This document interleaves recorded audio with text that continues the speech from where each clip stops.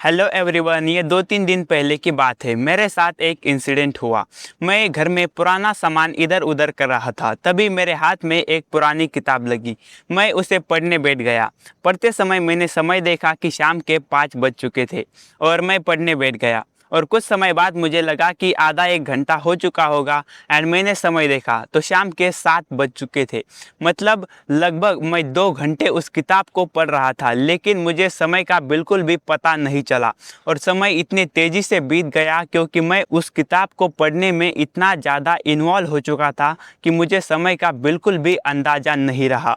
और ऐसा आपके साथ भी बहुत बार हुआ होगा कि आप कोई काम कर रहे हो एंड आप उस काम में इतने ज़्यादा इन्वॉल्व हो जाते हो, इतने ज़्यादा फोकस से उस काम को करते हो कि आपको समय का बिल्कुल भी अंदाज नहीं रहता एंड आपके 2-3 घंटे कहाँ बीत गए इसका आपको भी पता नहीं चलता होगा। इस सिचुएशन में ना तुम्हें आसपास की किसी चीज़ का ध्यान रहता है, ना ही तुम्हें मोबाइल चेक करने का मन करता है। तुम पूरे फोकस के साथ सिर्फ उसी काम में डूब जाते हो और तुम्हारे लिए पूरी दुनिया धुंधली हो जाती है। और इसी इनक्रेडिबल मेंटल कंडीशन को ही फ्लो स्टेट कहा जाता है। फ्लो स्टेट एक ऐसी कंडीशन होती है जहां पर इंसान का दिमाग किसी एक काम में इतना ज़्यादा इन्वॉल्व हो जाता है कि उसके लिए आजू बाजू के सारे डिस्ट्रैक्शंस एकदम गायब हो जाते हैं। उस वक्त तुम्हारा फोकस, तुम्हारी क्रिएटिविटी एंड तुम्हारा परफॉर्मेंस एकदम पीक पे होता है। एक फॉरेन के साइकोलॉजिस्ट है जिन्होंने इस थियोरी को पॉपुलर बनाया था, जिनका नाम मैं अभी याद नहीं कर पा रहा हूँ, लेकिन आपको स्क्रीन पर दिख रहा होगा।